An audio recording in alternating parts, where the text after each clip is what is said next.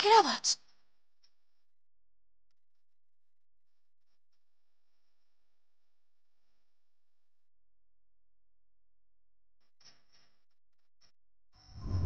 এ তো আমার বাবার হাতের বল।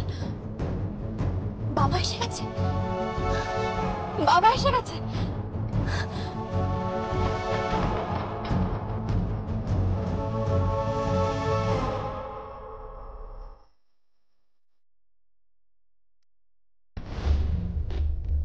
ঢাক আর বাজাতে হবে না।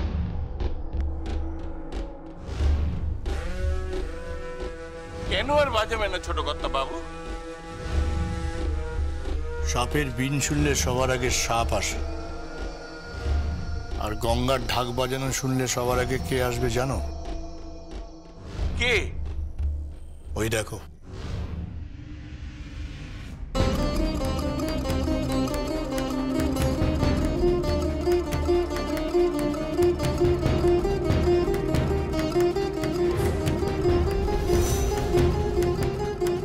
বাবা,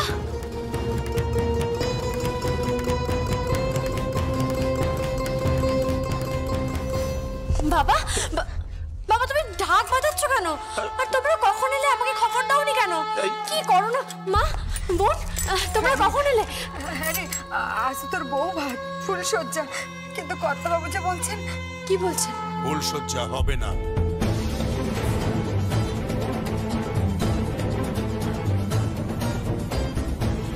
হবে না? তোর বাড়িটা আমি কিনে নিয়েছি নগদ 46,000 টাকা দিয়ে। মানে গঙ্গার বাড়িটা, ওখানে কালী অপেক্ষা করছে আগুন দেওয়ার জন্য। তারপর ওখানে একটা বাগান বাড়ি বানাবো আমি। তখন তোর বাবা মা ভাই বোনের কি হবে রে যমুনা?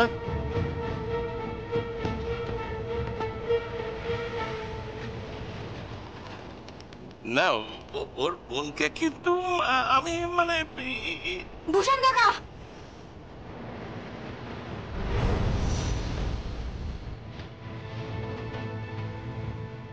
সবই তো কর্তার ইচ্ছা কর্ম রে। কর্তা যা বলবে।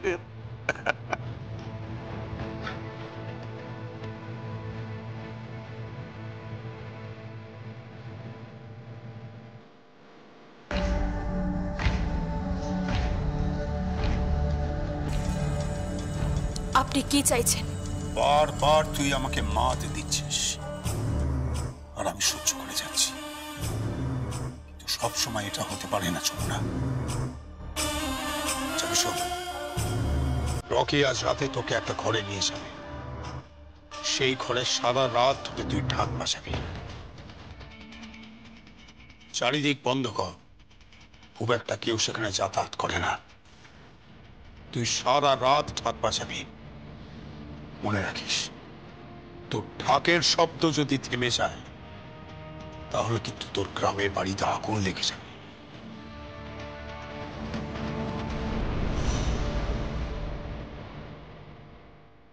আজ রাত পেরোলেই তোর এ বাড়ি থেকে ছুটি।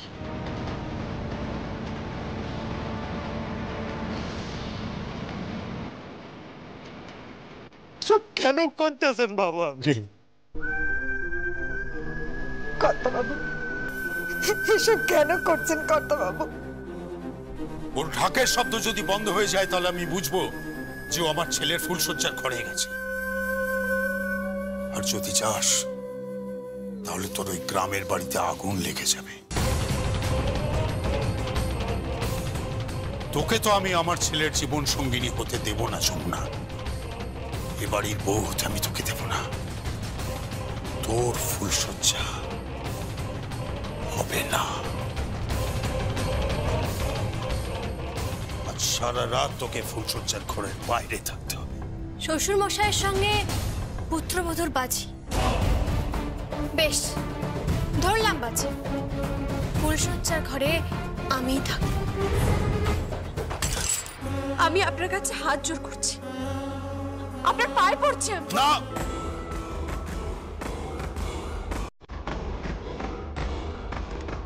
গঙ্গা ঠাকির মেয়ে আমার পা ছুঁবে না।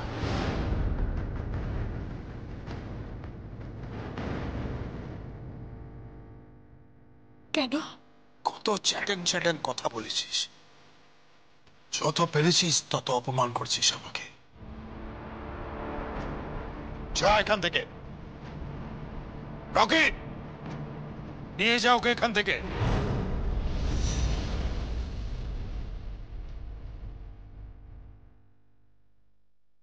চল।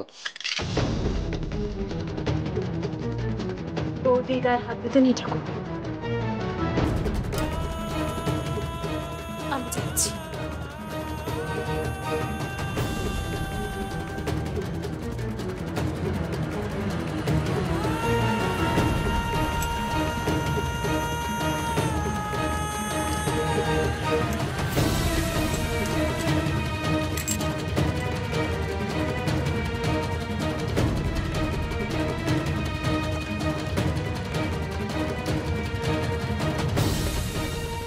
শ্বশুরমশাই,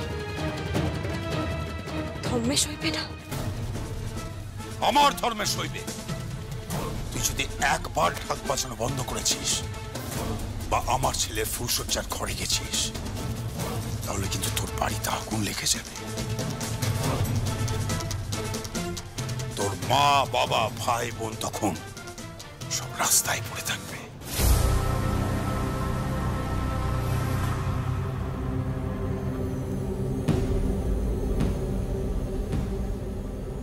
তুই যদি একবার ঢাক বাজানো বন্ধ করেছিস বা আমার ছেলের ফুলসজ্জার ঘরে গেছিস, তাহলে কিন্তু তোর বাড়িতে আগুন লেগে যাবে। তোর মা, বাবা, ভাই, বোন তখন সব রাস্তায় পড়ে থাকবে।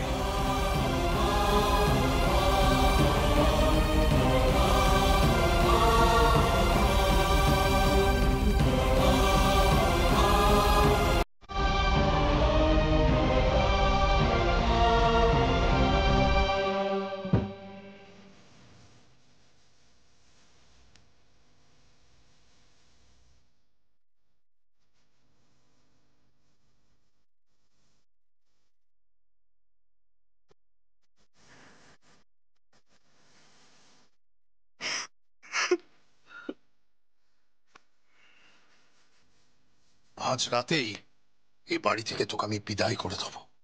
আজ রাতে তোর ফুলসজ্জা হতে আমি দেব না। যদি রাতে আমি ফুলসজ্জার ঘরে থাকতে না পারি, তাহলে ওই ঢাক কাঁধে নিয়ে আমি এই রায় পরিবার থেকে চলে যাব। আর ততক্ষণ পর্যন্ত ওই ঢাক আর কাঠি এখানেই জমা রইল। আর যদি আপনি হেরে যান, তাহলে ওই ঢাক কাঁধে নিয়ে সকলের সামনে বাজাবেন তো? বাজাবো ঢাক। কথা দিচ্ছেন? কথা দিচ্ছি।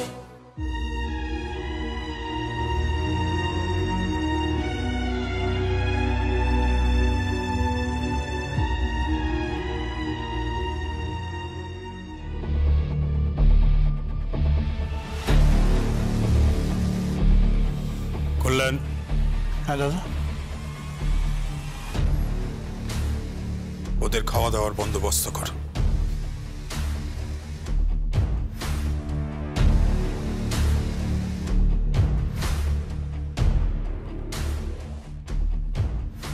ঢাকের শব্দ তো সঙ্গীত দাদাবাবুর কানে পৌঁছতে পারে।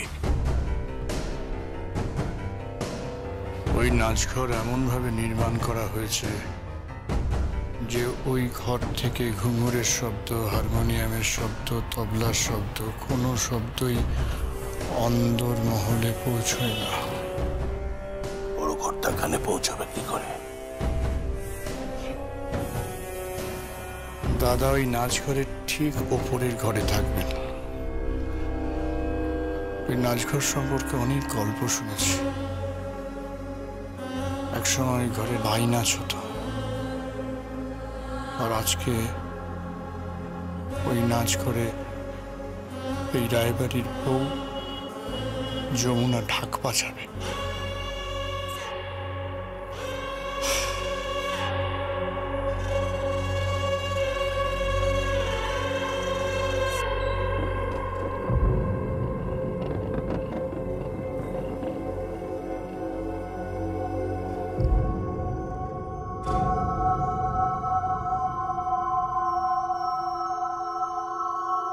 অনুরাধা রায় আমার হাত দিয়ে এই শাড়িগুলো পাঠিয়েছে। আপনি আর কোনোভাবে অনুরাধা রায়কে ডিস্টার্ব করবেন না। অনুরাধা রায় আপনার সঙ্গে কোনো রকম কোনো সম্পর্ক রাখতে চায় না। আপনি যদি কোনোভাবে আমার মায়ের সঙ্গে যোগাযোগ করার চেষ্টা করেন তাহলে কিন্তু আপনি আমাকে চেনেন না। আমার কাদের সঙ্গে মেলামেশা, আমার ফ্রেন্ড সার্কেল, আপনি কিন্তু সে বিষয়ে কিচ্ছু জানেন না। আমার মা ওনাকে ভালোবাসেননি, একবার বুকে হাত দিয়ে বলুক না যে উনি আমার মাকে ভালোবাসেন। একবার বুকে হাত দিয়ে বলুক।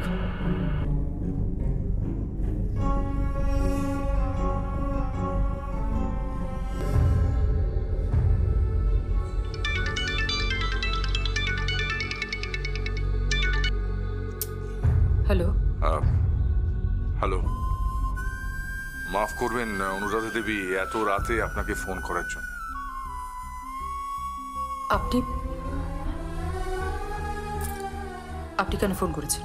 আসলে সারা রাত ধরে ভেবেছি যে আপনাকে ফোন করাটা উচিত হবে কিনা। আপনি তো পরস্ত্রী। দেখুন, একটা সংসারের কর্ত্রী আপনি। আপনার চারিদিকে একটা লক্ষণ রেখা আছে, আর আমারও চারিদিকে একটা গণ্ডি আছে। আমার গণ্ডি পেরিয়ে আপনার লক্ষণ রেখাকে অতিক্রম করে ফোন করাটা সত্যি খুব কঠিন কাজ ছিল। তবুও করতে বাধ্য হলাম। আপনি আপনার যা বলার তাড়াতাড়ি বলুন প্লিজ। কেন এত তাড়া কিসের? আপনি বুঝবেন না, আপনি প্লিজ কি বলতে চাইছেন তাড়াতাড়ি বলুন। বলার তো আর কিছুই নেই অনুরাধা দেবী, সব শেষ। ওই শাড়িগুলো, সিঁদুর, আলতা সব আপনার মেয়ের হাত দিয়ে ফেরত পাঠিয়েছে। আর আপনার মেয়ে যত রকম ভাবে সম্ভব আমাকে অপমান করেছে। না না, দেখুন, আপনি এটা ভাববেন না যে আমি আপনার কাছে আপনার মেয়ের নামে অভিযোগ করছি। দেখুন, সে তো আমার মেয়ের মতো, কিন্তু কিন্তু বিশ্বাস করুন, আমি তার মধ্যে অনুরাধার ছায়া খুঁজছিলাম, কিন্তু পাইনি। তার মধ্যে আমি কেদার রায়ের ছায়া দেখেছি। এখনই ওকে সামলান, নইলে কিন্তু আপনার মেয়ের জন্য আপনাকে চোখে জল ফেলতে হবে। আপনি কি আমাকে অভিশাপ দিচ্ছেন? ছি, আপনার এটা মনে হলো যার জন্যে মুখের কথা সুরে ভর দিয়ে শুধু গান হয়ে বেরোতো, সেই মুখের কথায় আমি আপনার মেয়েকে অভিশাপ দেব? তাও সম্ভব? আপনি এই চেনেন আমাকে? যাই হোক, তবু বলছি যে এইগুলো ফেরত পাঠিয়ে আপনি কিন্তু অন্যায় করেছেন।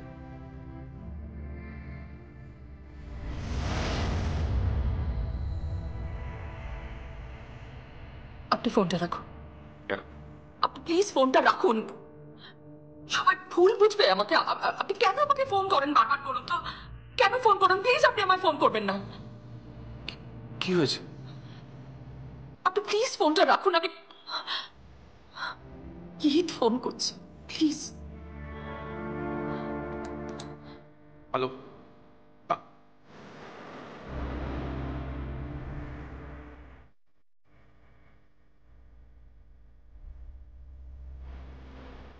ফোনটা ধর, কি ফোনটা ধর।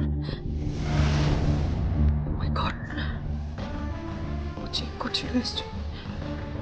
কি ভাবছে? সবাই আমায় ভুল ভাবছে। সবাই আমাকে ভুল ভাবছে। আমার স্বামী, আমার মেয়ে, আমার পরিবার, সবাই আমাকে ভুল বুঝবে। সবাই আমাকে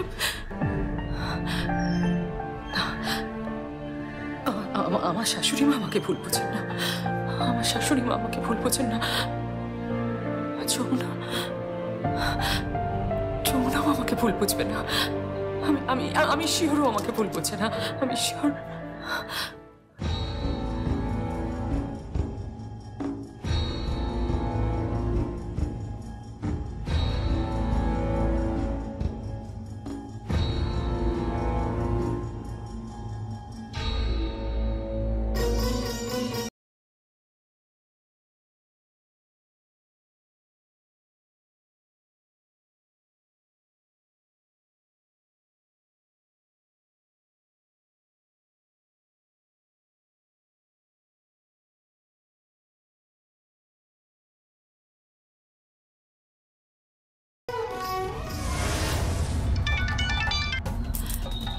আপনি কেন বারবার আমায় ফোন করছেন?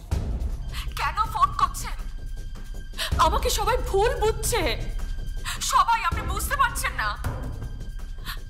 আপনি দয়া করে আমাকে আর ফোন করবেন না। আচ্ছা, আপনি কি চান না আমি সুখে থাকি? বলুন, আপনি চান না? সুখ একে সুখে থাকা বলে নাকি? সুখ নেই কোমনে। মনে আছে অনুরাধা সেই কথাগুলো? সুখ নেই কোমনে, নাক ছাবিটা হারিয়ে গেছে হলুদ বনে বনে। Just shut up! চুপ করুন আপনি, চুপ করুন।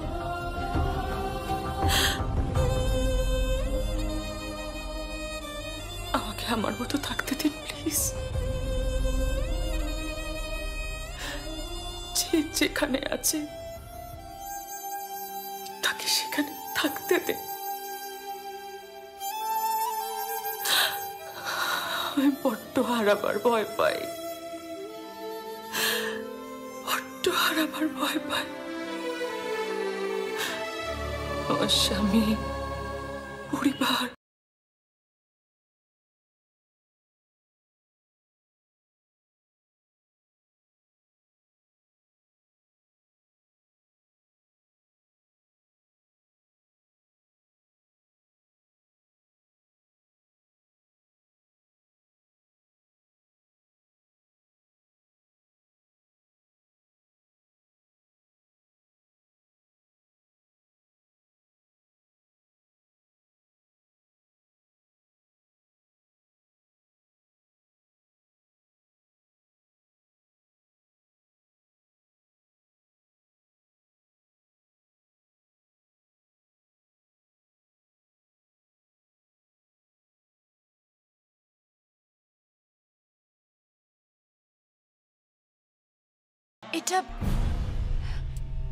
এটা কোন ঘর? নাচঘর। নাচঘর ছিল এক সময়। আয়।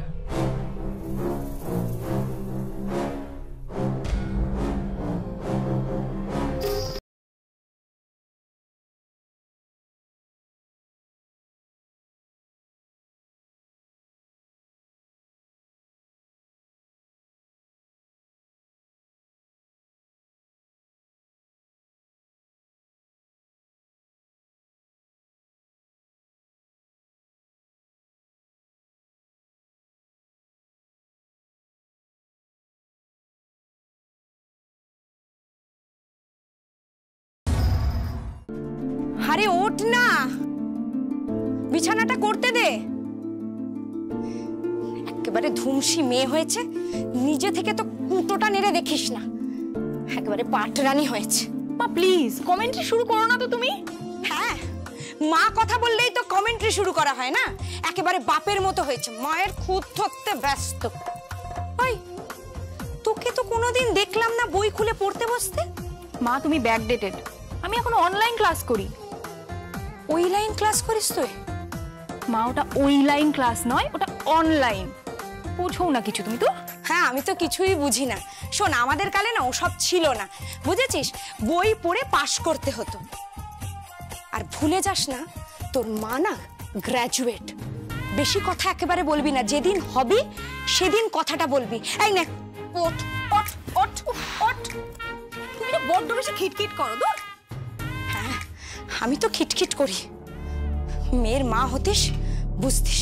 ওই সঙ্গীত ঠকের মেয়েকে বউ করে এই বাড়িতে তুলে নিয়ে এসেছে, এখন ওর খেসারত আমাদের দিতে হবে। তোর যে কোন বাড়িতে বিয়ে দেবো কে জানে। মা তুমি একদম চিন্তা করো না, তোমার মেয়ের পেছনে হাজারটা ছেলে লাইন দিয়ে দাঁড়িয়ে থাকবে। হ্যাঁ, তা তো হবেই। তুমিও তো সেই কাণ্ডই ঘটাবে। একজন ঠাকির মেয়েকে তুলে নিয়ে এসেছে, আর তুমি কাকে তুলে নিয়ে আসবে ভগবানই জানে। কি হলো কি? হ্যাঁ, এত চিৎকার চেঁচামেচি করছো কেন? কি হয়েছে? চিৎকার করবো না? যেমন বাপ তার তেমন মেয়ে। খেয়েছো কিছু? না। কেন, কি হয়েছে? কিছু হয়েছে নাকি? হ্যাঁ, যেন মল্লিকা, মানে দাদার সঙ্গে যমুনার সংঘাতটা এমন একটা পর্যায়ে পৌঁছে গেছে না, কি বলবো, দাদা না খুব হিংস্র হয়ে উঠেছে জানো। এরকম এরকম একটা নাচ করে বাড়ির বউকে নিয়ে এলেন রকি? ওই রকি নয়, রকি দাদাবাবু বলবি। দাদাবাবু, কাল সকালবেলা তুই, তোর ভাই, তোর মা, তোর বোন সব এই বাড়ির থেকে এই গ্রামে চলে যাবি, বুঝলি? বাজা, বাজানো শুরু কর। আর একটা কথা, ঠিক এই ঘরের ওপর জেঠুর ঘর আছে, আর একমাত্র সেই ঘরেই এই বাজনার আওয়াজ। তোর বাজনা যদি একবার থামে না, তোর বাড়ি আগুনে পুড়ে ছাড়খাড় হয়ে যাবে।